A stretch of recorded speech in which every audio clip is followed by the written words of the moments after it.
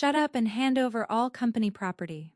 That's what she screamed, like we were in a hostage negotiation instead of the second-floor break room next to the vending machines and a chafing dish of lukewarm scrambled eggs. Half the staff still had syrup on their mouths from the team appreciation waffles when the founder's mother, Linda, slammed her bony little fist on the card table and fired me in front of everyone. No warning, no discussion, just decaf, disposable plates, and a public execution in front of interns who still had name tags clipped to their belt loops. She didn't even look at me when she said it, just stared past me like I was a fogged-up mirror she was done wiping. "You're bloated overhead," she added, nose wrinkled like someone just farted confidence into her personal space.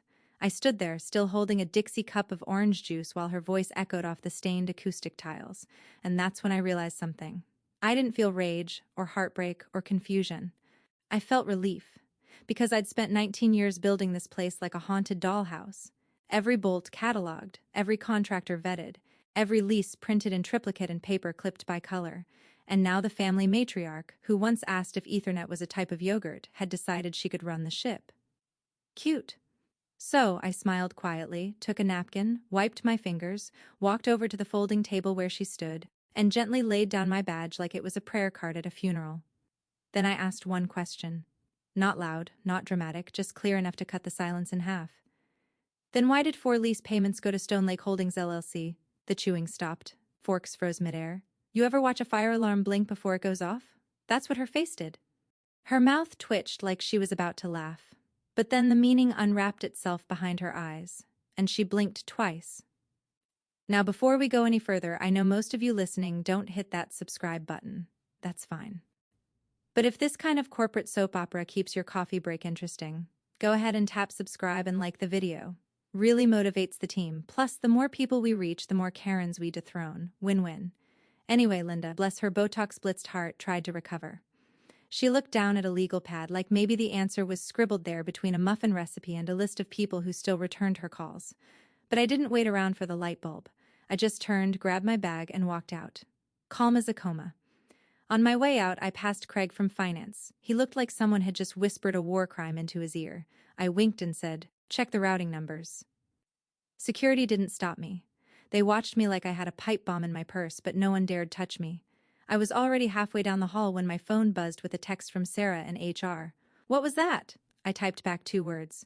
"Watch payments." I didn't go home. I went to my lawyer's office. She had coffee waiting and the good kind of silence. I opened my bag, pulled out a manila folder labeled Lease Agreement V3, and slid it across the desk. Inside were documents the company never read, never questioned, and never understood. Because while Linda was busy updating her Facebook status to CEO vibes, I was quietly embedding myself into every square foot of that building like termite DNA. And when I stood in that break room, half the staff still wiping syrup off their chins, I knew exactly what I was doing. Because Stone Lake Holdings LLC, that wasn't some random landlord. It was mine. I didn't rush. That's what got to them. Not the lease bomb I dropped in the middle of pancake day. Not even the badge I left behind like it was a poker chip in a losing hand. But the pace. I moved like a woman folding laundry. Calm. Controlled. Like I had all the time in the world and the kind of secrets you don't Google. My office, well, it used to be a closet before I remodeled it, was at the end of the hall near the busted printer no one wanted to admit was leased at triple fair market value. Fitting, really. I opened the door. The place still smelled like lemon pledge and failed promotions. Security trailed behind me, the 2 rookies they sent for optics, probably told to make sure she doesn't take a stapler. One leaned in to speak, but changed his mind when I turned and met his eyes. It's a special kind of stare you get after 19 years of working under 6 CEOs, 2 hostile takeovers, and 1 Christmas party where the VP of sales tried to expense a stripper named Lorraine. I opened my top drawer. Empty, except 1 folder. Yellow tab. Labeled in my handwriting, Lease Agreement V3. I placed it on top of the box I didn't even need to fill, took my mug World's Okayest Manager, and left the rest. They could keep the broken mouse and the dying succulent. What I left behind wasn't made of plastic and soil. On my way out, I passed Kyle from it, who mouthed, "What was that?" Like I'd just detonated something. And in a way, I had. My phone buzzed. Text from Jenna in accounting. "Jenna, what was that?" I replied, "Watch the payments." No emojis, no kissy face, just instructions. Because that's what this was. Not an exit, a handoff. A silent pass to the next poor soul still stuck in the bureaucracy blender, trying to keep their head while Linda ran around calling herself Madam CEO like she was playing corporate cosplay. But here's the thing people forget about office managers.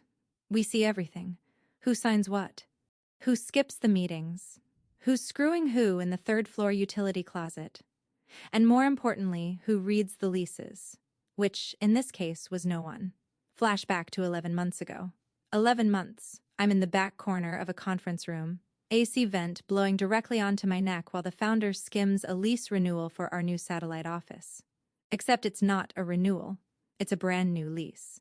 Different terms, new routing instructions, and the firm representing the landlord, some boutique legal team I'd never heard of. I ask who vetted it, the reply, "Oh, legal's busy, just push it through."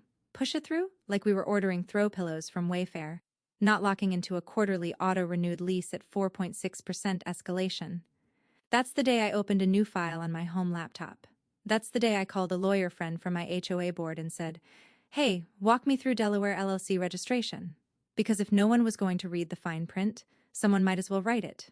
That folder, Lease Agreement V3, contained the last 3 property agreements I'd shepherded through under Stone Lake Holdings LLC, the silent landlord in the shadows, set up under a trust-blind PO box, paper trails scrubbed with the kind that only comes from watching executives forge signatures on annual reports while mislabeling CapEx as OpEx. They thought they'd installed a puppet, but I'd been building a kingdom, quietly, legally, brick by brick, clause by clause. And now Linda had fired the one person who could have helped her understand what she'd just done. I could already picture the frantic Slack messages, the calls to legal, the CFO sweating bullets in his Herman Miller chair asking why all the rent payments had been going to some holding company they didn't recognize. They'd find out soon enough. I stepped into the elevator. One of the security guys cleared his throat like he wanted to say something. I didn't give him the chance. Just hit the button for the lobby and watched the doors close. Let them keep the stapler. I had the deed. By 10:24 a.m., Linda was pacing the boardroom like a raccoon with a flashlight up its ass. Somewhere between firing me and finishing her lukewarm decaf, she'd decided she wanted access to everything Teresa touched, which, spoiler alert, was about 93% of the company's operational backbone. It had pulled her into the conference room and hooked up a laptop, trying every admin credential they could scrounge from the dusty corners of Active Directory. Nothing worked. No access to the facility's dashboard. No access to lease archives. The project tracker was password protected behind a firewall, with 2-factor authentication she couldn't begin to spell, let alone bypass. The interns tried guessing my old passwords. Teresa 123, let mine, password. Like I hadn't survived 5 phishing audits and a CFO who once typed his credentials into a fake PayPal invoice. I was many things. Stupid wasn't one of them. Linda snapped at Kyle from IT. Just overwrite it. Kyle, who had the social fortitude of a damp Triscuit, stammered, it's linked to her YubiKey and physical authentication. And the backup goes to her work cell, which is now deactivated, and Linda cut him off with a flick of her fingers like she was dismissing a waiter who'd brought the wrong Chardonnay. Forget it. Call legal. Legal. A 4-person team of glorified compliance parrots came back with the first domino. They couldn't find the most recent lease. Not in the shared drive. Not in the cloud folders. Not even in the 3-ring binder some intern had been tasked with updating, and never did, because he thought leasing was leasing software, and spent 6 weeks logging Adobe licenses into Excel. So, they dug deeper, scanned the finance logs, printed vendor reports, ran payment histories. That's when Alex, the junior finance guy who still wore pleated khakis like his mom laid them out, spotted something. He said, adjusting his glasses. These last 4 quarterly payments, they didn't go to Sandridge Properties. Linda looked up. What? They went to a firm called Stone Holdings LLC, he said, blinking like he hoped someone else would chime in and say, "Oh yeah, that's the founder's golf buddies company. All good here." But no one did, because no one had ever heard of it. He pushed a printed invoice forward. There it was. Stone Lake Holdings LLC, remittance address in Delaware, account ending in 0849, signed electronically by a now-retired CFO, and time-stamped with a digital signature traceable to, you guessed it, yours truly. Linda waved a dismissive hand. It's just a payment processor. Call the building, they'll clear it up. So they did. Svonbath, third voicemail. Second call disconnected. Third call answered. But the building manager, Richard, said 6 words that made the blood drain from Linda's face like someone flushed her Botox with battery acid. I can only speak to Teresa. That was it. No greeting, no explanation, just that. And then he hung up. Linda stood frozen, lips twitching like a half-loaded Snapchat filter. One of the board members, Jim, who usually only chimed in when the coffee ran out, leaned forward and asked the obvious. Wait, who's on the lease? The room went quiet. Kyle typed furiously, trying to pull the original signed lease from the vault folder. Surfaced with a trail that led to, surprise again, Stone Lake Holdings LLC, listed as intermediary lessor with Sandridge merely noted as the primary owner of record. And on the final page, signature authority listed under T. Caldwell, managing partner. No one knew who T. Caldwell was, but HR's system still had my full name listed, Teresa Marie Caldwell. Linda blinked. That could be anyone. Alex printed the business registry from Delaware. T. Caldwell matched the digital signature's initials. The email attached, a masked alias routed through a domain I'd registered 3 years ago for a fake real estate consultancy, used exclusively to route secure contracts. At that point, it wasn't a question of if they'd screwed up. It was just how bad. By 11:30, legal had called the founder in Europe. The CFO was sweating through his undershirt. And Linda? Linda was sitting alone at the end of the table, phone in hand, fingers hovering over the screen like she was considering dialing me. But pride's a hell of a drug, and she wasn't ready to detox. The boardroom that once echoed with plans for expansion now sounded like a church after someone farted mid-sermon. Silent, stunned, and waiting for someone else to take the blame. They fired me thinking they'd cut a loose thread.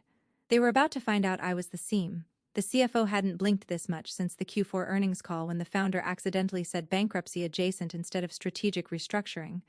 Now, standing over a scattershot of manila folders and spreadsheets, his eyes kept darting between payment logs and the kind of lease nobody in that room had ever actually read.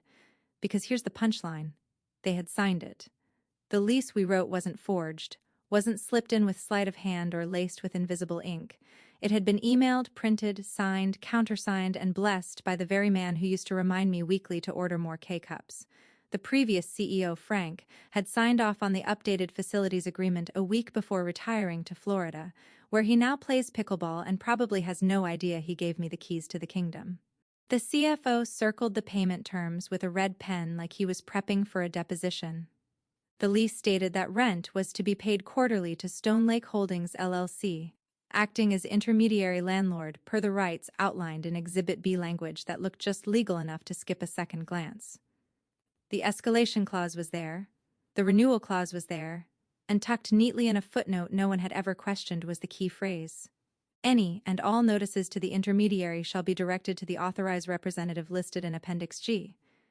Guess who Appendix G pointed to? Email alias tcgeo@highlandops.com. That's when it clicked. Highland Ops had been my personal domain, registered 5 years ago. A fake consulting front I built for just such a contingency. Sounded generic, harmless, maybe even helpful. I used it for dummy calendar invites, test emails, and one very entertaining experiment involving a fake RFP that tricked 3 vendors into offering me a free lunch. They weren't looking at fraud. They were staring at foresight. I hadn't snuck behind their backs. I'd built a door in plain sight and dared them to ignore it. And they had. Meanwhile, Linda, red-faced and blinking like someone swapped her bifocals with a VR headset, kept muttering, "How is this approved? Who approved this?" Over and over, as if chanting it might summon a scapegoat out of the Ethernet. Jim from the board finally asked the obvious. "Is it legal?" CFO swallowed hard. "Perfectly. It was vetted, signed, processed. Every payment is traceable. There's no fraud. It's just not ideal. Translation bulletproof." That's when Kyle, sweating through his discount polo, whispered, "She played us." "No, Kyle. I outlasted you." Flashback 16 months earlier. I'm sitting at a diner just off Route 44, peeling the label off a bottle of iced tea while my lawyer, Marcy, scribbles on a legal pad. She's wearing knockoff Ray-Bans indoors and smells like cucumber lotion and tax code. We're the only 2 people in the place not in camo. "You sure about this?" she asks. I nod. "I'm not getting fired for a 3rd time by someone who calls Pinterest project management," she snorts. You want to do a clean shell or bury it in a trust? Both, I reply. I want it boring, paper trail but the dry kind. We set up Stone Lake Holdings LLC that day, registered in Delaware, routed through a P.O. box in Newcastle. The EIN came through 2 days later. Bank account opened under a shell trust I'd been maintaining since my dad passed. He always said, "If you're going to get kicked in the teeth, at least wear steel-toe boots." Marcy handled the filings. I drafted the agreements. Clean, simple corporate poetry, no missteps, no wiggle room. The kind of language that could pass through 4 departments without a raised eyebrow, because I'd studied their blind spots. It was never about revenge. It was about insulation, protection, survival. Back in the boardroom, the silence grew pregnant and gave birth to panic. Legal confirmed that Stone Lake Holdings LLC had the sole authority to issue lease termination notices, raise rent, or deny access based on breach of contract. Linda stood, palms flat on the table, and said through gritted teeth, "Then we renegotiate, we strong-arm them." The CFO didn't even look up. "Ma'am, she is Stone Lake." And just like that, the dawning horror settled in. Not a scream, not a meltdown. Just the slow, suffocating realization that they'd fired the one person whose name was carved into the walls they now couldn't legally enter. I hadn't burned the bridge. I bought the land under it. The call came in at 2:11 p.m. while I was finishing a cinnamon roll the size of a toddler's skull and watching traffic inch past my new office window.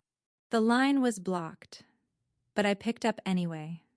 Because when someone calls you 3 times in 5 minutes from a number that doesn't exist, it's never a Girl Scout with cookies.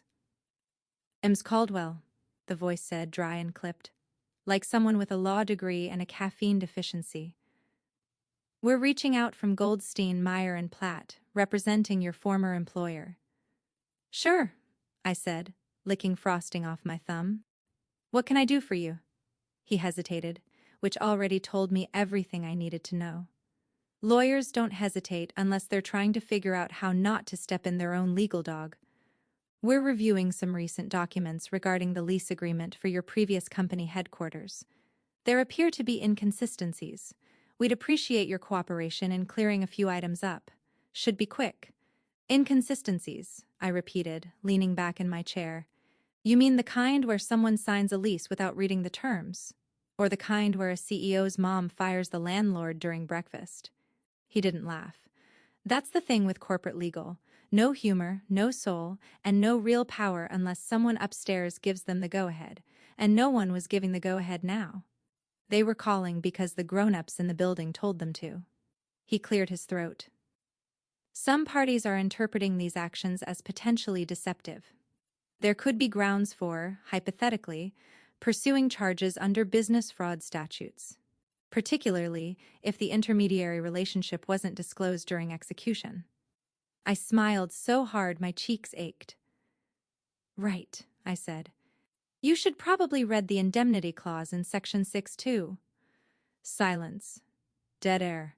The kind that carries the weight of 20 unread documents, and one attorney who just realized he was talking to someone who'd done her homework. I waited. Finally, he said, "You're referring to the lease language." "Yep. Section 6(2). It indemnifies the intermediary landlord from all liability arising from contract execution, so long as they are operating within the scope of the agreement, which I was. The clause was carried over from your firm's own boilerplate language. I highlighted it in the draft, actually, in yellow. More silence. "Now," I continued, "unless you're planning to accuse your own client of negligence for not reviewing a document your firm signed off on, I'd suggest you go back to your partners and reread the lease you let slide through, because Linda wanted to close the deal before her flight to Scottsdale." Click. He didn't say goodbye, just vanished. 10 minutes later, a screenshot started circulating internally. Someone forwarded it to me, anonymously from a Gmail address named OpsWhistle123. It was Section 6(2) underlined and circled in red, proving it had been in the document since day one. "The intermediary lessor shall be held harmless and indemnified against all claims, actions, or losses arising from the tenant's execution of this lease, including but not limited to omissions in document review or misinterpretation of intermediary involvement." Translation. I could rent them space inside a flaming dumpster, and as long as I'd filed the paperwork correctly, they were on the hook for every scorched stapler. and I had filed it correctly. Every form, every clause. Notarized, indexed, and reviewed by my attorney, Marcy, who once litigated a parking dispute so thoroughly that the opposing party had to relocate to Missouri. There was no fraud, no deception, just negligence on their part and competence on mine. Back in the office, I poured myself another cup of coffee, still hot from the fancy new Keurig the old company wouldn't spring for because expenses had to be justified. They were learning now what I'd known all along.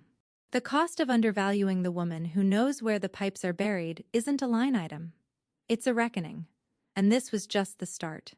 By Thursday morning, they were dragging ergonomic chairs down the sidewalk like a corporate refugee caravan, wheeling monitors across parking lots, and handing out Google Maps printouts because the temporary space they scrambled to rent was 2 blocks over and lacked, among other things, air conditioning, working Wi-Fi, and enough power outlets to run the coffee machine and the server rack simultaneously. But hey, Linda wanted a operation, right? Word was they'd found a sublease on short notice. Some half-finished co-working space above a defunct kickboxing gym called Punch Life. They signed the agreement in a panic with a discount broker who thought wet signature meant don't spill coffee on the PDF. Only one problem. They didn't check the block's usage registry. And guess whose name came up first in the property management system? Teresa Marie Caldwell, under a different shell this time.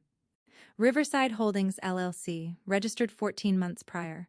Routed through a trust I set up in Utah during the everyone's doing crypto phase of executive stupidity. The building manager, a guy named Russell with a Bluetooth headset and zero tolerance for, flagged the access request the moment he saw the conflicting occupancy rights. Sorry, he told them flatly. We've got priority hold on that suite. Can't lease it to a conflicting entity, you'll need a release from the current rights holder. Who is the rights holder? Linda demanded in front of 6 employees trying to set up desks on folding tables in the hallway. Russell tapped his iPad and shrugged. Says here Teresa Caldwell. The sound Linda made wasn't quite human, something between a cough and a scream, like her throat rejected the truth mid-swallow. She spun on the operations lead and barked. She's blacklisting us. Staff looked up from their laptops, blinking like raccoons caught in fluorescent lighting. No one knew what to say. Kyle from IT tried to pretend he was troubleshooting a router when he was really just Googling, "Can you get sued for crying at work?" Linda, in full unraveling mode, started pacing the hallway, jabbing her finger toward the windows. This is harassment. She's retaliating. I want a list of every property within 5 miles. I want to know who owns what, who leases what, and if she so much as sneezes near our next lease, I will sue her ass into the pavement. Problem is, I wasn't doing anything illegal. I wasn't even interfering, I'd just been prepared. Riverside Holdings LLC held priority lease rights on 3 properties in the area, including the one they tried to sneak into. My contracts were clean and my name wasn't even publicly listed. You had to dig through 2 shell layers and a notarized trust document to even find my fingerprints. And still they couldn't escape me. Linda's meltdown went viral internally. Someone filmed her shrieking beside the elevator bank and uploaded it to the company Slack with the caption, "When you realize you fired the infrastructure." It got 47 laughing reactions before the channel got archived by HR. At that point, the message was clear. They had 2 choices: pay the rent I demand, or send their executives to pitch million-dollar clients from a WeWork with sticky floors and a broken elevator. The board called an emergency meeting later that afternoon. Not to plan, not to pivot, to beg. I received the calendar invite while sipping a smoothie in my new office. Top floor, corner unit, panoramic windows, my name on the lease and the deed. They called it a negotiation, but I already knew what it really was. An admission. A surrender. A reckoning, wrapped in a Zoom link. The emergency board meeting started with awkward throat clears and the sound of someone slamming a Keurig pod into a machine too aggressively. The founder had just returned from an extended health retreat in the Swiss Alps, which, if you knew the man, meant he was golfing, drinking Negronis, and hiding from operational chaos. He still had that sunburn meets Botox glow as he entered the room, latte in hand, completely unaware that the company he built had been hijacked by his mother's vanity and my paperwork. He took a seat at the head of the table like a prince returning to his court after exile. "What's the emergency?" No one answered right away. Sweating like a defrosted ham, cleared his throat and cued the AV guy to play the footage. There I was, on screen, standing at the end of a folding table next to a tray of discount mini muffins. Linda in full tyrant mode, barking at me like she was auditioning for a reboot of Succession filmed in a Holiday Inn Express. Shut up and hand over all company property. The founder squinted at the screen. Wait, that's Teresa? Kyle from IT nodded nervously. She was terminated during the team appreciation breakfast. The founder turned to Linda, who was sitting with her arms crossed, eyes locked on the wall like it owed her money. You fired Teresa. She was overhead, redundant. Linda said without looking up. We didn't need a glorified secretary milking a legacy salary. She ran infrastructure, someone muttered. The founder blinked. And she just left? Badge on the table, Kyle whispered. Did she shout, threaten anything? CFO shook his head. No, sir. She just asked why the lease payments were going to Stone Lake Holdings, LLC. The founder leaned back in his chair, expression shifting from confusion to concern, then finally to dread. What the hell is Stone Lake Holdings? That's when the lawyer stepped in. Firm voice, no fluff. We investigated. The primary lease was restructured under an intermediary, Stone Lake Holdings, LLC.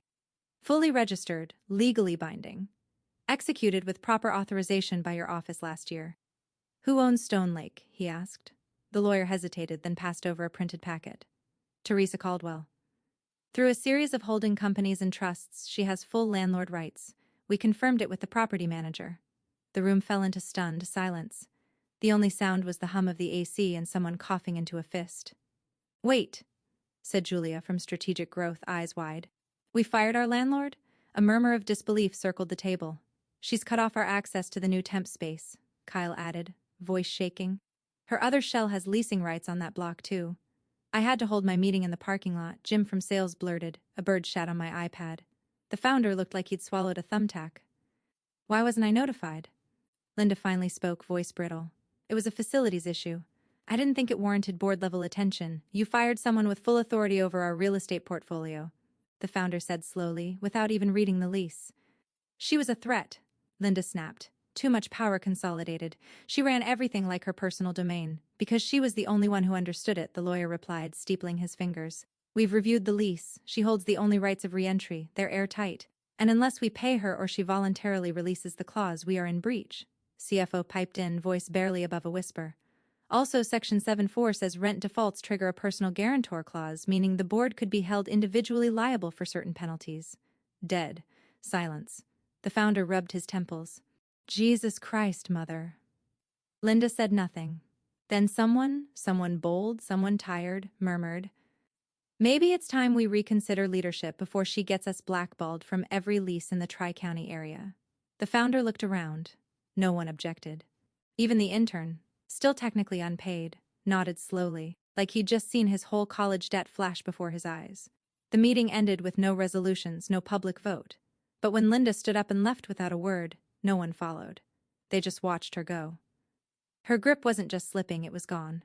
The offer came by courier, not email, not phone call, an actual man in a suit with too much hair gel and a leather folio tucked under his arm like it held nuclear codes. My assistant, who used to be a receptionist at my old firm before they outsourced her job to an app, buzzed me and said, "You're going to want to see this." He introduced himself with a sheepish smile and handed me the envelope like it was about to explode. Inside, a formal proposal from the board. The tone was polite, almost reverent, like I was a priest and they were trying to confess through legalese. They wanted re-entry, immediate. No hard feelings, of course. All water under the bridge. Just a simple renegotiation. They were prepared to triple the current lease rate and cover moving costs if I would consider permitting reoccupancy of the premises under mutually agreeable terms. I read it twice, folded it neatly, and looked up at the courier. Tell them it'll be retroactive, I said. 4 months. He blinked. Sorry, I'll allow re-entry, I repeated. But they're paying triple for the last 4 months, not just the next 12. The lease doesn't say from the point of renegotiation. It says at landlord's discretion. And I'm feeling pretty damn discretionary today. He nodded slowly and left without argument. An hour later, my phone rang. This time, it was a board member. Julia from Strategic Growth.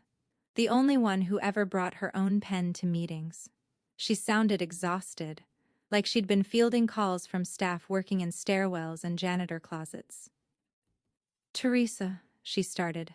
Please, there has to be another way. The retroactive clause, it'll wipe out our reserves. Should have read the lease, I said flatly, sipping coffee from a mug that read, In charge since always. Be reasonable, she whispered, voice tight with desperation. We'll pay double. Not retroactive, just help us stay open. I swiveled in my chair and looked out the window.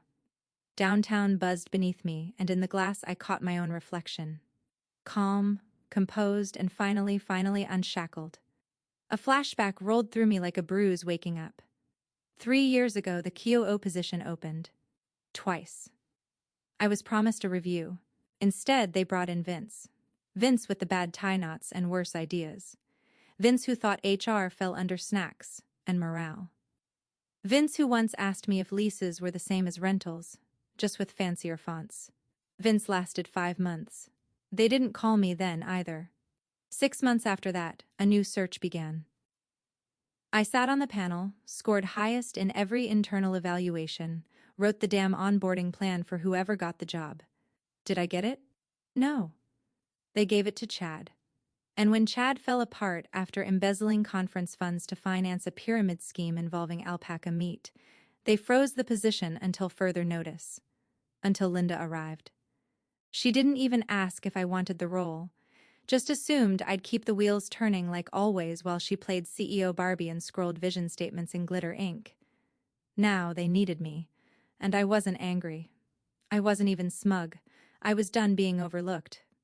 You want the space? I told Julia. You'll pay 4 months retroactive at triple rate, plus 8% interest, plus legal review fees, plus a $25,000 goodwill reinstatement. That's extortion, she breathed. No, I said. It's the market correcting itself. Silence. Then, we'll wire the funds today. Great. Have your people coordinate with my lawyer. She's on a ski trip in Aspen, but her assistant is a demon with DocuSign. I hung up and leaned back in my chair, breathing in the quiet. Not revenge, not yet, but the terms were mine. And Linda, she hadn't called, hadn't written, which was good because she was the final clause. And I wasn't done rewriting it. The carpet was new, thick, silent. The kind of carpet you put down when you're rich enough not to care if anyone spills on it, because you already own the floor beneath it. I walked into the conference room at 10:03 a.m. sharp. My conference room now, wearing a blazer I used to save for annual reviews back when I thought corporate respect was something you earned. Turns out you just have to own the building they disrespected you in. The board was already seated, every face pulled tight with that nervous, sweaty sheen you only see during layoffs and SEC audits. The founder sat at the head, looking 10 years older than he did on the company's glossy about page. His mother, Linda, was beside him, arms crossed, jaw set like stone, eyes flicking around the room like she could find an exit strategy in the light fixtures. I didn't speak at first, just placed a thick document folder on the table, pulled a pen from my pocket and clicked it once. That sound echoed like a gun cocking. This is the revised lease, I said, tapping the folder. No one moved. The rate remains triple. Retroactive terms stand. Interest rates locked. You'll retain occupancy with full utilities and operational privileges, but I flipped to the signature page and slid it forward. There's one clause that's non-negotiable. Linda sat up straighter. I turned to the founder. I'm not leasing to her. He blinked. Excuse me. You can have the space, I said, calm as iced bourbon. You can even keep the custom wiring, the HVAC install I personally oversaw, the conference room tables that I built the vendor relationships for. Hell, I'll even throw in the reserved parking spots, but she doesn't get to set foot in this building again. Linda opened her mouth like she was about to bark something sharp, but I cut her off with a single raised finger. I don't rent to people who scream across tables. I don't rent to people who call my career bloated overhead. And I especially don't rent to people who think firing the infrastructure is a smart leadership move. The founder looked down at the contract, then at his mother, then at the board. No one said a word. And then Jim, God bless Jim from sales, murmured, "She's right." Julia followed. "We can't keep bleeding money and credibility." Kyle from IT, still chewing the inside of his cheek, just nodded. The founder sighed. "Can she stay on in a remote role consultant?" "No," I said. "She goes or your company goes." That was the moment. That slow, suffocating pivot when power shifts and people realize they're sitting on the wrong side of the blast radius. The founder didn't argue. He simply turned to Linda and said, voice like wet gravel, "It's time." She stared at him like he'd betrayed her at the Last Supper. Then she stood, slowly, smoothed her blouse, and walked out without looking back. I laid the pen on the table. "I'll wait in the lobby. Send someone out when it's signed." 10 minutes later it was done. No handshake, no closure speech, just the sound of shuffling papers and the weight of a bad empire collapsing under the gravity of its own ignorance. I left the building, my building, with the revised lease in one hand and the office keys in the other. The badge they deactivated after firing me, still dead. I never reactivated it. Let the new coup request a fob like everyone else. At 11:59 a.m., Marcy texted me a screenshot. Wire confirmed. The first tripled rent payment. Clean, cleared, deposited. I didn't smile, but I did order lunch from the sushi place they used to say was too expensive for admin staff. I ate it alone at the head of a reclaimed conference table, and not one damn soul told me where to sit.